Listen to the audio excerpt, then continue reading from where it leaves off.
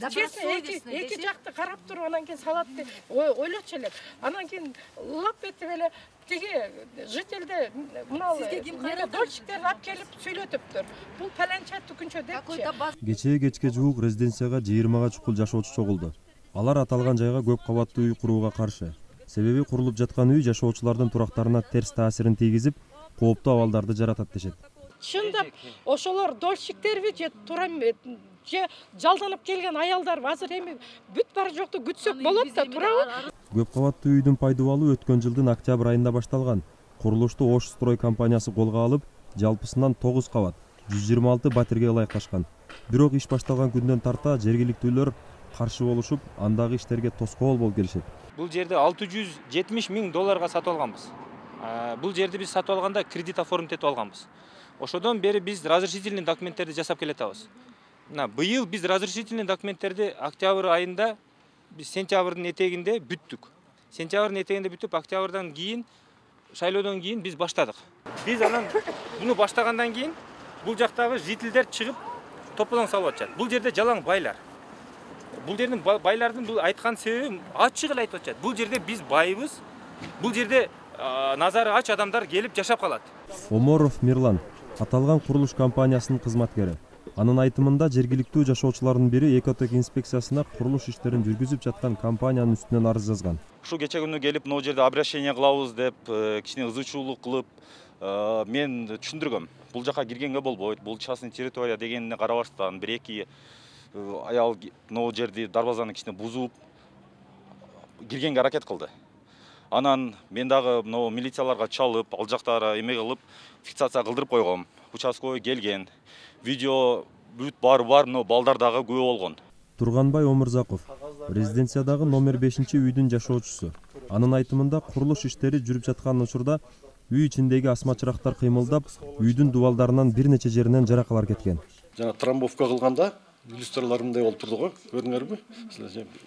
Эмеде бар, запистери бар. Биз архитектурага барып айтсак, архитектура трамбовка кылбаш керек эле, эмне үчүн кылышты деп, алар таң калышып атат. Значит, какое-то нарушение болсо керек ал жерде. Ал жердеги жашоочулар бул курулуш жүргүзүп жаткан компаниянын иши мыйзамдуу. Ошол себептүү биз тийиштүү органдарга кайрылып жатабыз дешет. Уже кайрылууну даярдадык. Эмне үчүн биз кайрылсак ГКНБге, алар сиз айткандай кайрадан бизге жүктөп атат деген биз военный прокуратурага кайрылды даярдап, ушу жума кайрылуу менен беребиз. Эмне үчүн биз ГКНБге вообще кайрылдык дебейсизби бул кат боюнча? Мо прокуратуранын катында биз ушу мындай жазып атат да. Части письма начальника 9-й службы ГКНБ Кыргызской Республики деп номер барды жазылып атат. По вопросам строительства такого-то указанная служба возражений не имеет деп атат. Ошон үчүн биз кайрылып атабыз. Кантер возражения имеете или не имеете десек, булар бизге жооп берет атат. Биз согласие берген эмеспиз. Согласияны силер кайрадан өзүңөр мен ошон үчүн кайра сурап атам. Биз ошонун негизинде биз азыр военный прокуратурага кайрылып атабыз. Военный прокуратурага. Аталган компаниядан алдын ала кезекке туруп үй сатып алган жарандар да болгон. Алар курулуш иштеринин кечеңдеп жатканына тынчсызданып, ал жердеги жергиликтүү жашоочулардын курулуш иштерине тоскоолдук кылып жаткандарын айтып, нааразычылыгын билдиришти. Анан акыры чыдабастан келдик чындыгындачы. Эми качан ушундай. Анан бул жердегилердин толук акысы жок, байлар кембагалдар деп бөлгөнгөчү эмнеге 1-сорт, 2-сорт деп бөлүшөт да. Алар деле случайно эле келип эле бай болуп калган эместир. Мен ушуга чыдабай ушунчалык эме кайнап келдим, булагың укса курсак кайнайт дейт го. Алардын кандай акысы бар ушундай дегенгечи. Кошумчаласак, бул маселе боюнча тийиштүү органдар иш жүргүзүп жатышат. Эки тараптын тирешүүсү кайрадан каралып, курулуш иштеринин мыйзамдуулугу текшерилмей болду. Кадырбек Абиев, Азам Бузриков, Ынтымак. Согласие, разрешение. Разрешение только архитектура бере алат деп атат. Согласияны берген жокпуз деп айтып атат. Так жазылып турат бул катта. Биз ошонун негизинде анан бардыгыбыз кайрадан прокурорго кайрылып атабыз. Мына катыбызда. Эмне үчүн негизинде кайра болуп атат? Түшүнүп атам. Азыр дагы бир маселе да. Могу баягы охранный объект деген түшүнүк бар да. Ооба.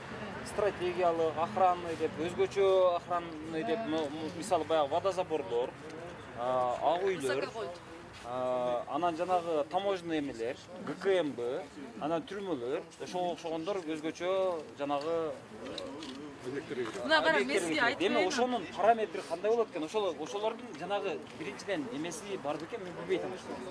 Смет не деп коет, тизмеси. Кайсыл объектилер Кыргызстанда Именно ГКНБ боюнча айтасызбы, мен охранный зона деп мен высоковольтный айтып атканмын. Жок, мына резиденция ГКНБ боюнча аны маалымат менен силер кайрылыш керексиңер ГКНБге. Биз анда Жок, азыр маалымат сиздер айтып атасыздар да, ошо коопсуздук боюнча. Ошонун коопсуздук боюнча бул эмеси айтып бар атат. бекен, Биз талаптар. согласие бербейбиз десе, значит алар согласие беришкенде мүмкүнчүлүгү бар экен да, раз алар катында биз согласие бербейдик деп. А бул айтып атат, разрешение берген биздин компетентность эмес. Эми ал понятно, разрешениени, а согласияны биз берген эмеспиз. Если им не надо было выдавать согласие, алар ошентип эле айтышат эле да, биз согласие бербегенибиз бизге кирбейт полномочия. Значит, согласияны булардан алыш керек. А бул жактар биз алдык деп кайсы согласияны айтып атат? Сиз кайра эле сөз менен ойноп атасыз. Ал жерде кийинки сүйлөм дагы бир жолу окуп коюңузчу сурандычы. Сиз точно адвокат болуп атат окшойсуз, а? Жок, мен сиз ойноп атасыз да, чындап эле. Мында кетип атып окудуңуз, бирок кийинкисинде аны унутуп эле беркеп өтүп кеттиңиз. Чындап эле. Мен азыр Главное управление ГКНБ. ошол акыркы эле сүйлөмдү. Бардын окуйн атат. По городу Ош согласие на строительство вышеуказанного многоэтажного дома не давало.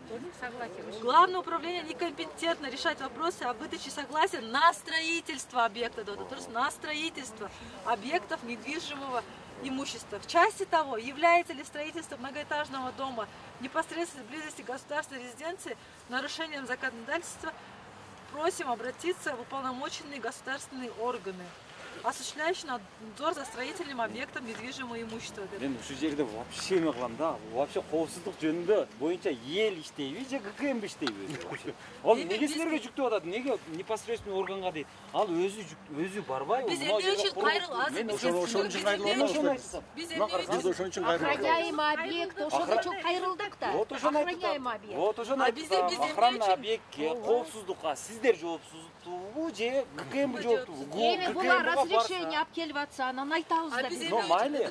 Анан неге ал кайра сиздерге жүктөп атат? Биз Сиз бардагы алгадан наркыга жөө бар. Биз ал боюнча военный биз ал боюнча боюнча военный прокуратурага уже кайрылууну даярдадык. Эмне үчүн биз кайрылсак ГКНБге, алар сиз айтканда кайрадан бизге жүктөп атат дегенде биз военный прокуратурага кайрылууну даярдап ушу жума кайрылуу менен беребиз.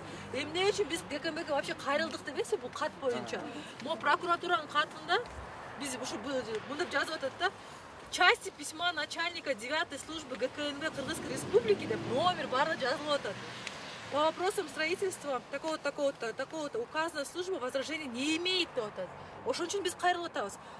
Силер возражение имеете или не имеете десек, булар бизге жооп берет. Биз согласие берген эмеспиз.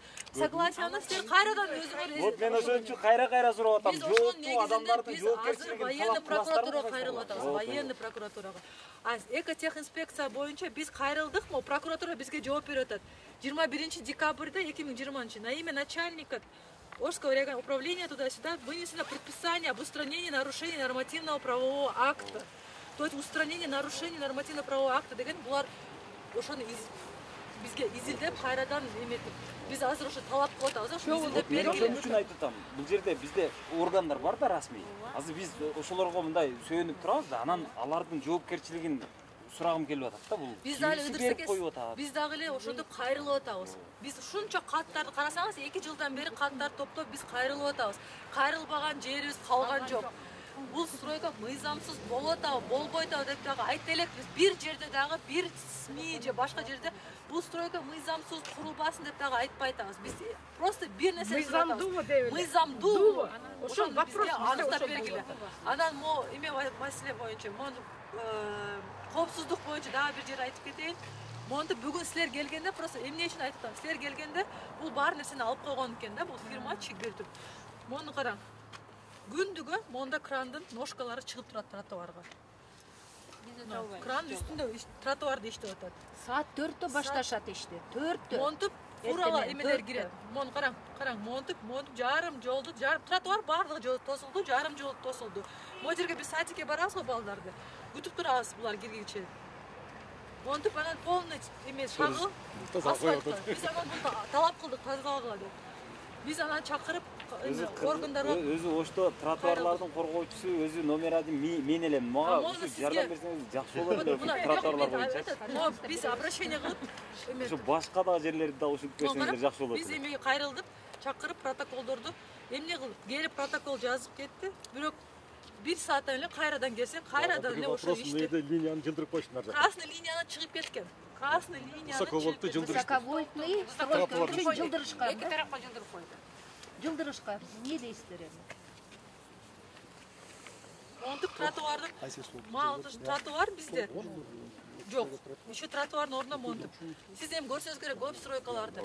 Үстүн жабып коюп тротуарды, мисалы красный линияны чыкпай, коопсуздукту сактап курсун, андай куралбайт. Анткени бунун жери кире турган крандар жок да. Эжеке, эл азыр мен билбейм, мисалы мынау жерде азыр бая балчыкта ким ошол жерде басып атат мен билбейм. Биз басабыз күндө прогулкада басабыз. Ошону тротуарды таш менен жакшынак кылдырып коюңуздарчы. Биз мына көрдүңүзбү, биз канча мен сизге азыр кайрылдым. Жол аябай бере скоростной. Мен мынау жака да келип кеттим. Наркы бетинде да тротуарлар жок. Эметип кеткен. Биз вот кайрылып туруп, протокол түздүрдүк. Бирок бул эч кандай бул Нияз мырзага эч кандай таасир эткен. Части письма начальника 9-й службы ГКНВ Кыргызской Республики деп номер бары жазылып атат. По вопросам строительства такого-то указанная служба возражений не имеет деп атат. Ошон үчүн биз кайрылып атабыз. Кантер возражение имеете или не имеете десек, булар бизге жооп берет. Биз согласие берген эмеспиз. Согласияны силер кайрадан өзүңөр. Вот мен ошон үчүн кайра сурап атам. Биз ошонун негизинде биз азыр военный прокуратурага кайрылып атабыз. Военный прокуратурага. А экотехинспекция боюнча биз кайрылдык, прокуратура бизге жооп берип атат. 21 декабрда 2020 на имя начальника Орского регионального управления туда-сюда вынесено предписание об устранении нарушений нормативного правового акта. То есть устранение нарушений нормативного правового акта деген булар ошону бизге изилдеп кайрадан эметип биз азыр ошо талап кылып атабыз. Ошо изилдеп берген үчүн айтып атам. Бул жерде бизде органдар бар да расмий. Азыр биз ошолорго мындай сөөнүп турабыз да, анан алардын жоопкерчилигин сурагым келип атат да. Бул биз дагы ыдырсак биз дагы эле ошондо кайрылып атабыз. Биз ушунча каттарды карасаңыз 2 жылдан бери каттарды топтоп биз кайрылып атабыз. Кайрылбаган жерибиз калган жок. Бул стройка мыйзамсыз болуп атабы, болбойт деп дагы айта элекпиз. Бир жерде дагы бир СМИ же башка жерде бул стройка мыйзамсыз курулбасын деп дагы айтпай атабыз. Биз просто бир нерсе мыйзамдуубу деп эле. Мыйзамдуубу. Ошол вопрос аныктап бергиле. Анан эме маселе боюнча, коопсуздук боюнча дагы бир жер айтып кетейин. Монтуп бүгүн силер келгенде просто эмне үчүн айтып атам? Силер келгенде бул бар нерсени алып койгон экен да, бул фирма чегертип. Мону караң. Күндүгө монда крандын ножкалары чыгып турат тротуарга. Кран үстүндө тротуарды иштеп атат. Саат 4-тө башташат ишти. 4-тө. Монтуп фурала эмелер кирет. Мону караң, монтуп жарым жолду, тротуар бардыгы тосулду, жарым жол тосулду. Могу жерге биз садикке барабыз го балдарды. Күтүп турабыз булар киргенче. Монтуп анан полный эме шагыл асфальт. Биз анан талап кылдык тазалагыла деп. Биз анан чакырып органдарга өзү ошто тротуарлардын коргоочусу, өзү номер 1 мен элем. Мага жардам берсеңиз жакшы болот эле тротуарлар боюнча.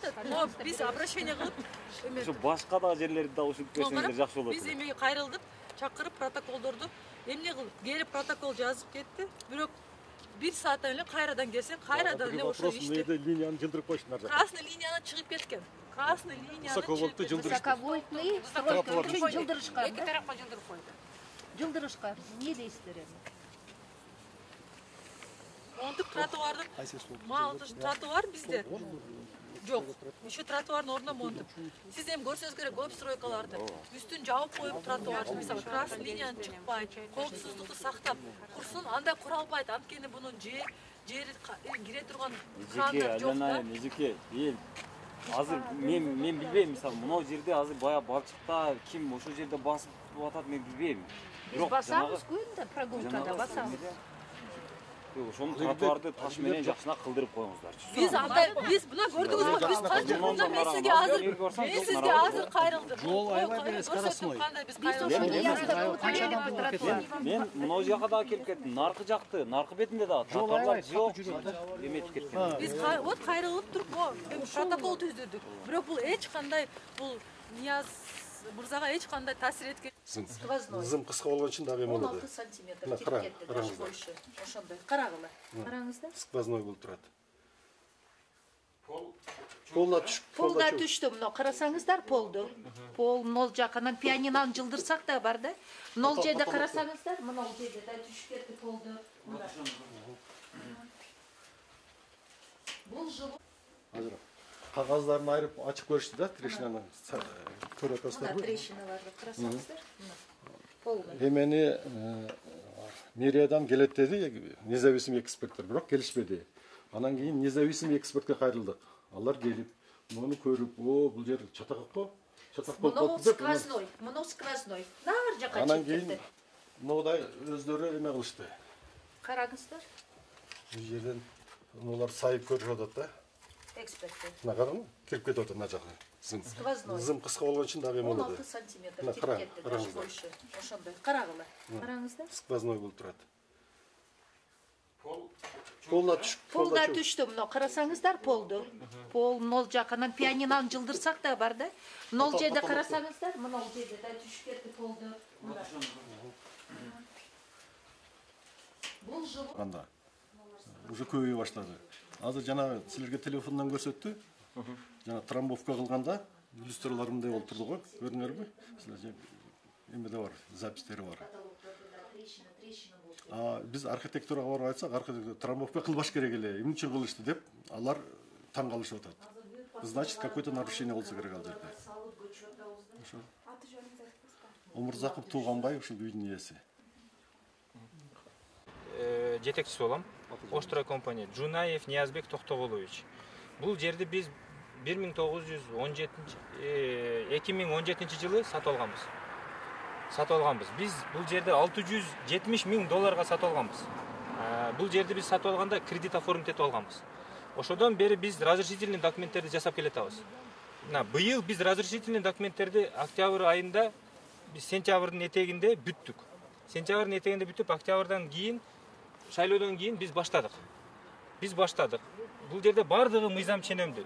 Тиешелүү документтердин бардык кааласаңыздар копиясын сиздерге бардыгыңыздарга бирден беремин. Бардыгын копия кылып алдык. Бул жердеги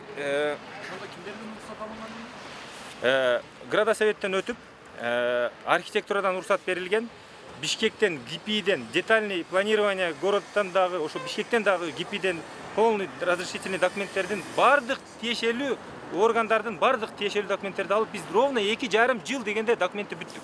2,5 жыл. Документке ушунча кетти. Документке аябаганда билесиздер. Стройкада бул ар бир метр квадратына проектте $4 жасалат. Ал өтө чоң акча кетилет бул жерге. Биз анан буну баштагандан кийин бул жактагы жителдер чыгып тополоң салып атышат. Бул жерде жалаң байлар. Бул жердин байлардын бул айткан себеби ачык эле айтып атышат. Бул жерде биз байбыз. Бул жерде назары ач адамдар келип жашап калат.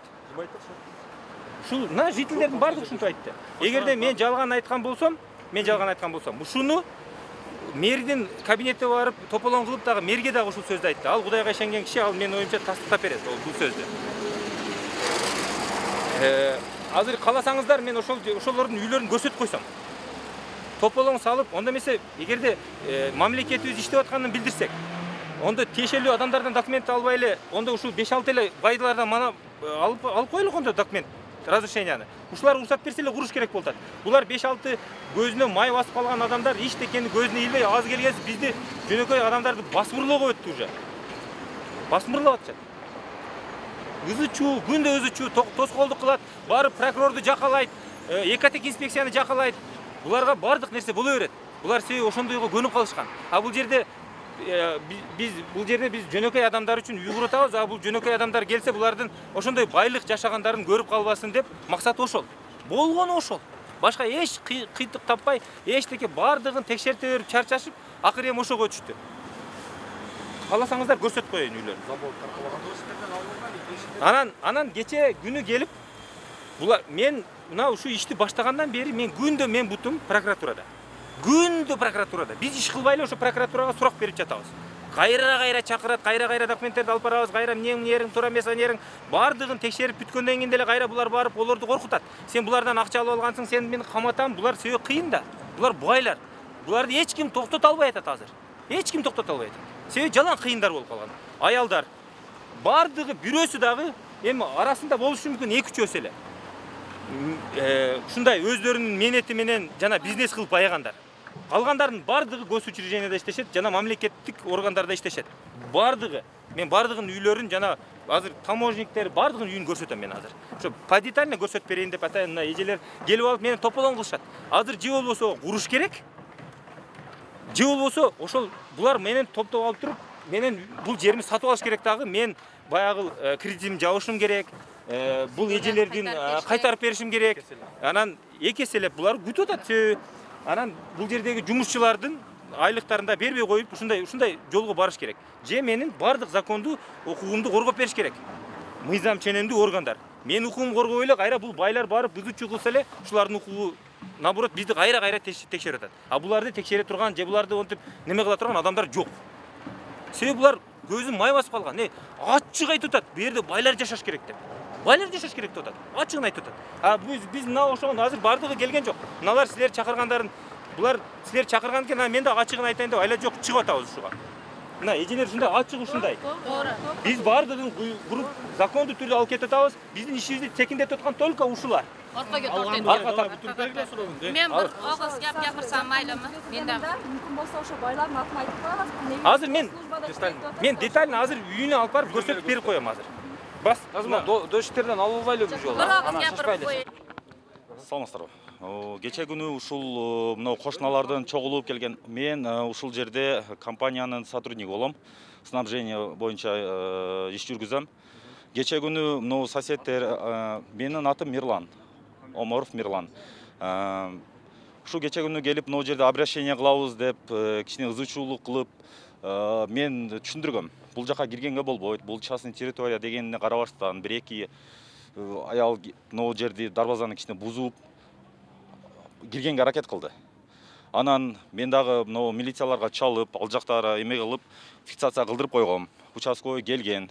Видео бүт бар, мына балдар дагы күбө болгон. Видеолор бар. Анан ушул эме боюнча, ушул кандай десем, учурунда мына балдардын бизге ишке действительно тоскоолдук болуп атат. Кошуналар тараптан кээ бир күнүгө болуп калат, биздин мына спецтехникалар келип калган учурларда жолго биз тротуарда турабыз деп тоскоолдук кылат. Анан эртең менен баштап кетип атсаң, саат 9-да баштасаң, 8:30-да башталсаң, мынтип айтып калышат, токтот, биз уктап атабыз. Эми биздин да мындай внутренний порядок бар да. Балдардын өзүнүн убактысы бар. Ошого карап жумушту жүргүзө албай жатабыз. Биздин техникаларыбызды киргизбөөгө аракетти көп кылып атышат. Эки күндүн биринде ушинтип келип алып, мына жерде топтолуп, анан мына жолдор эми частный болбосо керек го дейм. Биздин техникаларыбыз киргенге башында тоскоолдук кылган. Эми киргизе албай атабыз, ачыгы.